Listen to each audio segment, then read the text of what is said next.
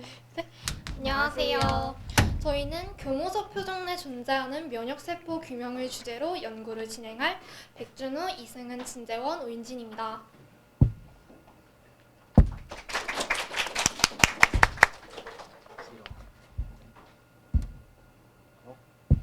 이번 예산 바뀐 목차는 이론적 배경, 연구 방법, 연구 결과 요약 순으로 진행하겠습니다. 교모세포종은 여기 보이시는 글라이오블라스토마로 중추신경계의 조직을 지지하는 역할을 하는 신경교세포에서 발생하는 종양입니다. 뇌 교종 내 과반수를 차지하는 암으로 뚜렷한 원인은 밝혀지지 않았으며 매년 10만 명 중 3명이 걸리고 있습니다. 증상은 두통, 메스꺼림, 구토, 발작 등이 있고 진단은 MRI, CT, 조직 생검 등으로 가능합니다. 일반적으로 치료는 수술로 최대한 종양을 제거한 뒤 방사선 치료 및 항암 화학요법으로 시행합니다. 하지만 이러한 치료는 교모세포종 환자의 생존율 개선에는 큰 도움이 되지 않습니다. 따라서 경과는 생존율은 5년 내 5% 미만, 평균 생존 기간은 12개월에서 15개월입니다.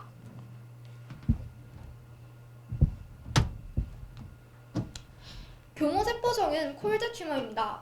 콜드 튜머는 핫 튜머와 대조되는 개념으로 면역학적으로 억제되어 있고 면역 치료제를 통해 면역 세포의 활성을 높여도 큰 효율을 얻지 못하는 암을 말합니다. 종양 면역 반응은 바이러스 면역과 비슷한데 먼저 암이 발달하면 수지상 세포와 같은 항원 제시 세포가 암세포를 먹어서 항원을 제시하게 됩니다. 활성화된 항원 제시 세포는 림프절로 가서 T세포를 활성화시키고 활성화된 T세포가 암을 타겟하여 암을 줄여나가게 됩니다. 따라서 항암 면역 반응에서 가장 중요한 역할을 하는 T세포의 면역 활성을 높이는 면역 관문 억제제의 치료 효과를 기반으로 항암 치료를 하려는 면역 치료가 활발히 연구 중입니다. 하지만 교모세포종의 경우 뇌 조직의 특성과 암의 자체적인 특성으로 인해 면역학적으로 억제되어 있어서 기존의 면역학적 치료법이 큰 효과를 내지 못하고 있습니다. 따라서 교모세포종에서 면역학적 치료를 응용하기 위해서는 더 다양한 면역학적 메커니즘의 연구가 필요하다는 관점으로부터 이 연구를 시작했습니다. 다음으로 연구 목적 및 방법입니다. 마우스 모델을 통해 교모세포종 내에 존재하는 면역세포의 분포를 분석함으로써 교모세포종의 발달이 종양 면역 반응을 어떤 식으로 유도하며 어떤 세포를 타겟으로 해야 종양 면역을 활성화시킬 수 있을지 전략을 생각해보고자 했습니다. 먼저 뇌 종양에 대한 정의와 현재 연구 동향과 관련한 논문들을 분석해보며 뇌 종양 치료의 한계와 면역 치료제를 이해하는 시간을 가졌습니다. 교모세포종은 아직 뚜렷한 치료법이 없고 면역 반응 또한 뇌 조직이라는 특이적인 구조에서 일어납니다. 따라서 저희는 이러한 뇌 조직의 면역 반응과 종양 면역 반응을 이해하고 다각도로 교모세포종을 치료하기 위한 방법을 모색하고자 합니다. 이후 다음 사진과 같이 마우스 모델을 사용한 실습을 진행했습니다. 뇌 종양 세포주 GL261을 마우스에 이식하여 뇌 종양을 유도하고 뇌 종양을 심은 지 10일이 지난 10일차, 20일이 지난 20일차를 연구에 사용했습니다. 또 뇌 종양 대신 PBS를 인젝션한 10일차, 20일차 최종적으로 8마리의 마우스 모델의 뇌를 적출하고 단일 세포로 분리하였습니다. 그리고 유세포 분석기를 사용하여 세포 마커를 염색함으로써 뇌 종양 발달에 따른 면역세포 분포 분석을 진행하였습니다. 다음으로 연구 결과입니다. 다음 화면에 보이는 그림은 유세포 분석 결과를 게이팅하여 나타낸 것입니다. 마커라 알려진 세포 내 존재하는 발현물질에 형광을 사용하여 분석하고자 하는 세포 집단들의 데이터를 정지하는 과정입니다. 먼저 세포 중 죽은 세포를 제외한 라이브셀을 게이팅하고 그중 싱글셀만을 게이팅했습니다. 면역세포 마커인 CD45.1을 사용하여 면역세포만을 게이팅하고 림프구가 아닌 면역세포를 제외하고자 라이6G 마커를 사용하여 라이6G 네거티브를 게이팅하였습니다. 림프구 면역세포는 T셀과 T셀이 아닌 세포로 분류되는데 T셀은 감마델타 T셀과 알파베타 T셀로 나뉘고 T셀이 아닌 세포 중 B셀 마커인 B221을 사용하여 B셀을 게이팅하고 NK셀 마커인 NK1.1을 사용하여 NK셀을 게이팅했습니다. 또 알파 베타 T셀을 CD4 T셀 마커인 CD4와 CD8 T셀 마커인 CD8A를 사용하여 CD4 T셀과 CD8 T셀 그리고 이들이 아닌 것으로 분류했습니다. 그리고 NK셀 마커인 NK1.1을 사용하여 게이팅했습니다. 각 면역세포의 수 또한 비교해보았습니다. 왼쪽 상단의 그림은 각 그룹에 해당하는 세포수를 나타내고 각각의 그래프에서 B셀과 NK셀 그리고 감마델타 T셀의 수를 비교하였습니다. 면역세포 수에 큰 변화가 없는 PBS 그룹과 달리 뇌 종양을 이식한 그룹에서는 림포이드 면역세포가 전반적으로 증가한 것을 확인할 수 있었습니다. B셀에서는 큰 차이가 없었고 NK셀과 감마델타 T셀은 크게 증가함을 확인할 수 있었습니다. 다음 결과에서는 감마델타 T셀의 변화는 크게 없는 반면 뇌 종양 이식 20일 차에서 TCR 베타가 확연히 증가했음을 확인했습니다. 또 뇌 종양 이식 20일 차에서는 CD4 T셀이 가장 큰 증가폭을 보이며 PBS 그룹에서는 시간이 지남에 따라 아무런 변화가 없는 반면 CD8 T셀, NK T셀에서도 마찬가지로 뇌 종양 이식 20일 차에서 뚜렷이 증가하는 경향을 보였습니다. 다음은 마이올로이드입니다. 이것은 앞서 림프노이드를 게이팅했던 것과 같은 방식으로 진행이 되는데 먼저 라이브셀과 싱글셀을 먼저 게이팅한 후 면역세포의 마커인 CD45.1을 사용하여서 면역세포를 게이팅하였습니다. 그 다음 마이올로이드의 마커인 CD11B를 이용하여서 마이올로이드를 게이팅한 후 뉴트로필의 마커인 라이6G를 이용하여서 뉴트로필을 게이팅하였습니다. 그 다음 에오시노필의 마커인 시글렉 F를 이용하여서 에오시노필을 게이팅한 후 마이크로글리아의 마커인 P2RY12을 이용하여서 마이크로글리아를 게이팅하였습니다. 그 다음 마지막으로 마크로파지의 마커인 F480을 이용하여서 마크로파지를 게이팅하였습니다. 다음 전체적인 흐름을 보겠습니다. 먼저 CD11B가 앞서 그 마이올로이드의 마커라고 말씀드렸었는데 이 전체 표를 보시면 전체 표가 두 개씩 세트로 묶여 있는데 그 중에서 오른쪽 걸 보시면 전체적인 절대적인 그러니까 숫자를 나타낸 그래프입니다. 보시면 모든 그 마이올로이드 계열에서 그 마이올로이드가 증가하는 걸 알 수 있는데 마이올로이드 비율을 확인해 보시면 먼저 왼쪽 맨 위의 그래프랑 맨 아래의 그래프를 확인해 보시면 전체적인 비율이 감소한 걸 알 수 있습니다. 이는 마이올로이드 수가 증가하긴 했지만 림프노이드의 수가 훨씬 더 많이 증가하였기 때문에 비율적으로 감소한 것처럼 보인다고 말씀드릴 수 있겠습니다.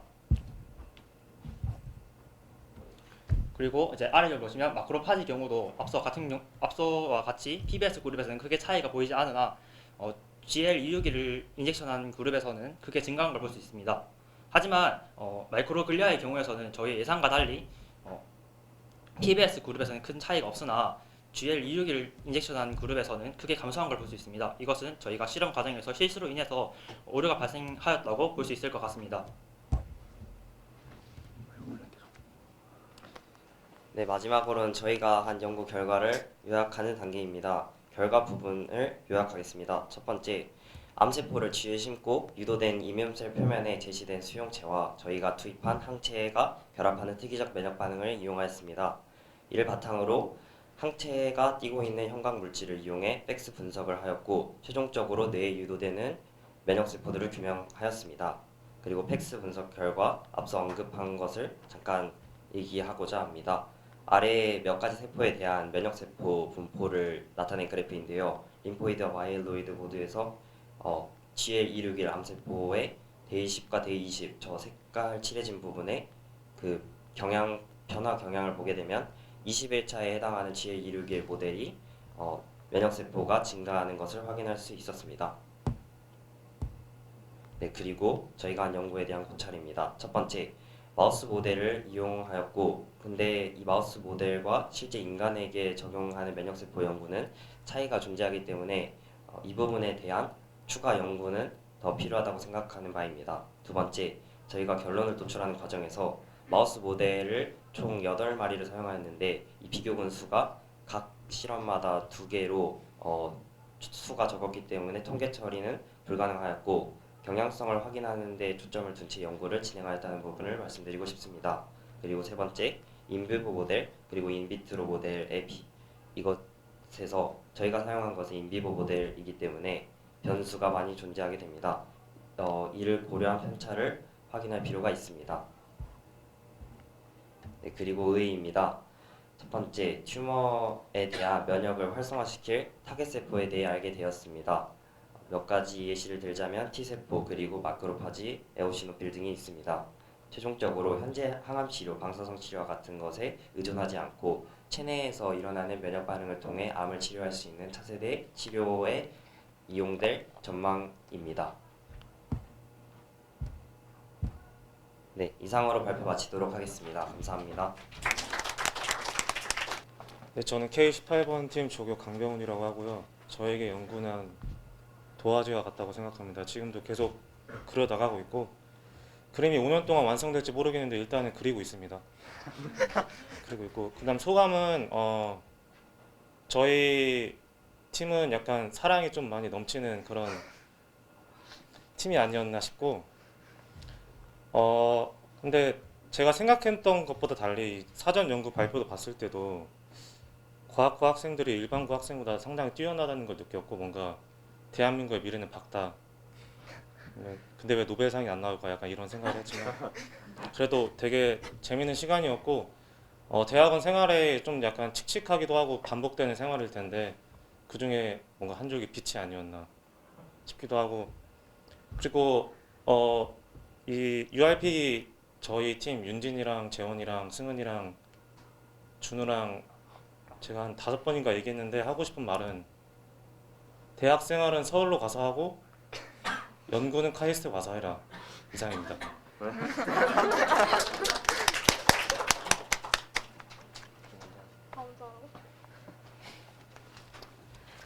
저에게 과학은 여행이라고 생각합니다. 여행은 새로운 곳을 찾아 떠나는 것이잖아요. 저도 과학도 마찬가지라고 생각합니다. 이렇게 새로운 지식을 또 찾을 수 있고 그러한 과정 중에서 뭔가 돌발 상황이 발생할 수도 있는데 그런 과정 또한 모두 이제 여행 끝나고 다 추억을 하다 보면은 다 좋은 추억으로 남아 있는 것 같습니다. 소감은 되게 12일 동안 너무 길다 생각해서 어떻게 이게 지나갈까 이렇게 생각을 처음에 오면서 했었는데 이게 너무 빠르게 지나가서 진짜 여기서 그러니까 계획 발표했던 게 정말 한 어제일 같은데 벌써 결과 발표해서 정말 놀랐고요. 그리고 조교쌤도 바쁘신 와중에도 이제 도와주시고 따뜻하고 친절하고 정말 정말 좋게 대해주셔서 감사합니다. 이상입니다.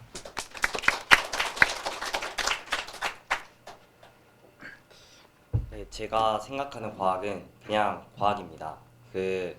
학교 다닐 때 뭔가 의미 부여를 하고자 했는데 과학부 다니면서 보니까 아, 이게 과학이구나. 앞으로도 과학이구나 이 생각이 들었고 저는 이 프리 URP 참여하면서 좋은 인연 만들었다고 생각하고 앞으로도 계속 이어나가서 즐겁고 활기차게 대학생활도 하고 싶고 뭔가 대학원생 아니 그냥 학부생 체험하는 그런 느낌이었고 고등학교랑 비교하니까 무조건 카이스트에 와야겠다라는 생각을 하게 되었습니다.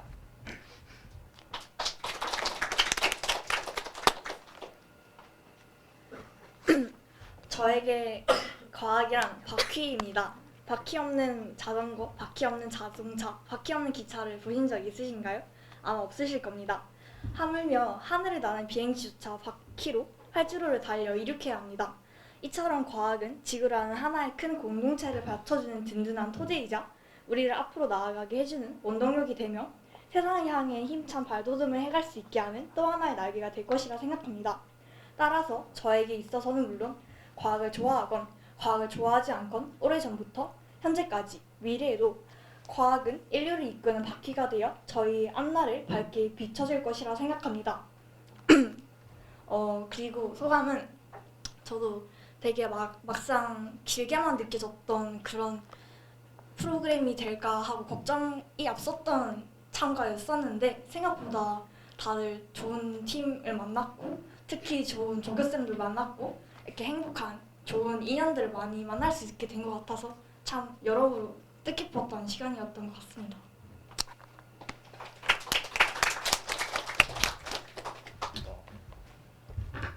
저에게 연구란 의자와 같다고 생각합니다. 저에게 연구는 뭐 깊게 생각할 수 있는 기회를 제공해주고 또한 편하게 앉아서 쉴 수 있는 그런 자리를 마련해준다고 생각하고 또한 다른 친구들과 함께하는 연구에서는 함께 모여 앉아 이야기를 해주는 중요한 기회를 제공해준다고 생각합니다. 저는 이게 의자와 저희에게 주는 조금 기회와 비슷하다고 생각했기 때문에 저는 연구를 의자라고 생각합니다. 그리고 프리URP를 이렇게 하면서 평소에는 이게 아니었으면 하지 못했을 뭐 소중한 경험이나 만나지 못했을 소중한 인연을 이렇게 만나서 되게 좋았고 앞으로도 오늘 만났던 이런 인연들을 앞으로 이어나갈 수 있으면 좋을 것 같습니다.